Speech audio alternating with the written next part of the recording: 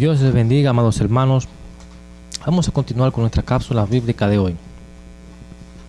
Ya hemos finalizado el capítulo 4 de Hebreos. Vamos ahora a iniciar el capítulo 5. En el segmento pasado, el autor de Hebreos empieza a demostrar la superioridad de Cristo como el sumo sacerdote perfecto. Ahora vamos a ver qué nos quiere enseñar el autor de Hebreos. Amén. Dice así la palabra en el nombre del Padre, del Hijo y del Espíritu Santo. Amén.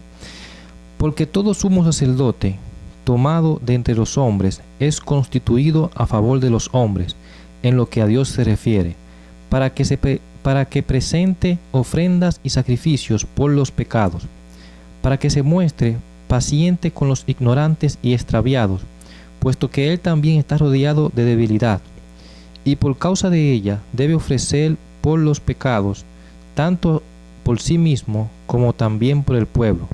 Y nadie toma para sí esta honra, sino el que es llamado por Dios, como lo fue Aarón. Amén. Ahora vamos a ver que el autor de Hebreos enseña que todo sumo sacerdote, todo sacerdote, tenía que tener una cierta característica. Y el autor de Hebreos va a enseñar que Jesús cumplió con todas ellas. Estos versos que vamos a tratar hoy, los versos del 1 al 4, tratan solamente dos de ellas. Según lo que vemos en el verso 1, podemos decir que la primera característica es que todo sumo sacerdote debe ser tomado de entre los hombres para que sea la representación de ellos con relación a Dios.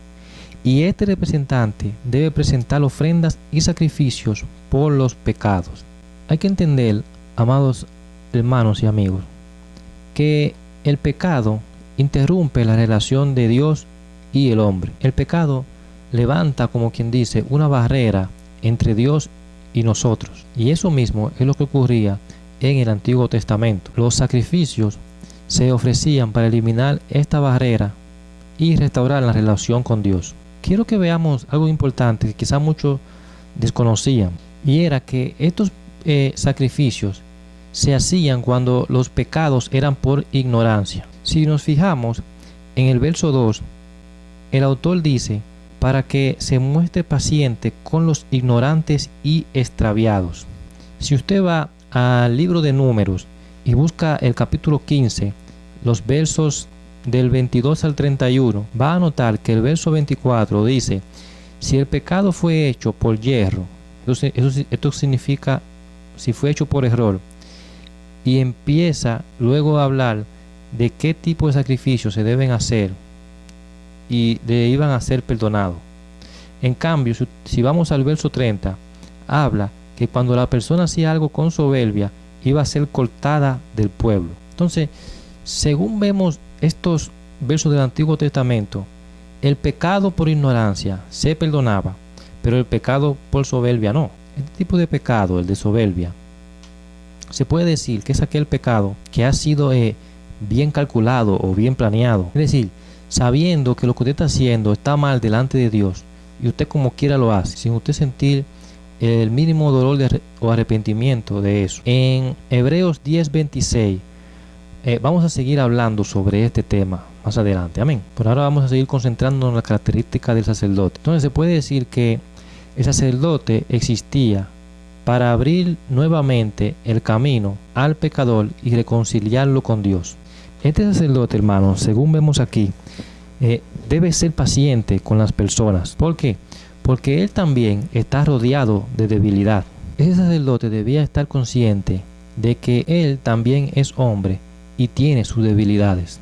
Esto no quiere decir que él tome el pecado a la ligera, porque él conoce las consecuencias que había por el pecado, pero debía ser paciente con el pecador porque él también era débil, igual que todos los hombres. Amén. Es bueno notar que el verso 3 dice que el sacerdote debía ofrecer un sacrificio por sí mismo antes de interceder por el pueblo. El autor Juan Ceballos, con respecto a este verso 3, explica que este sacrificio de primero hacer uno por él y luego por el pueblo era un recuerdo constante de que él y el pueblo sufrían una misma debilidad. Este recuerdo debía ayudarle a mantener su humildad y paciencia con el pueblo. Amén. Esto viene siendo, hermano, como que también el sacerdote no se podía airar por esta gente que fallaba, porque él también era humano y debía comprenderlo. Amén. Entonces, la segunda característica que vamos a ver se encuentra en el verso 4, y es que el sacerdote no se nombraba por sí mismo, sino que es nombrado por Dios. Si usted va a Éxodo 28:1, verá que la Biblia enseña que Dios escogió a Aarón como el primer sumo sacerdote y estableció los principios de la sucesión sacerdotal. Se puede decir, hermano, que, a manera de conclusión, que ningún ministro que ha tenido un llamado de Dios puede decir: yo escogí este camino de la salvación, o yo escogí este trabajo, este ministerio lo escogí yo, sino que debemos decir: Dios me escogió para tal ministerio. Amén. Dios nos escogió a nosotros mismos. Y tener claro que todo llamamiento en Dios es un privilegio, hermano, inmerecido. Y todo aquel que ejerce un cargo en el ministerio, un cargo de liderazgo, debe entender que ha sido llamado para servir a Dios y luego al pueblo. Amén. Y tenemos que compadecernos de aquellos que son débiles en la fe, que usted ve que pecan una vez y otra vez. Amén. Porque así mismo también nosotros somos pecadores. Hasta aquí, hermanos, culminamos por hoy la cápsula bíblica con respecto al libro de Hebreos. Continuamos la semana que viene y continuamos ahora con nuestro pastor. Bendiciones.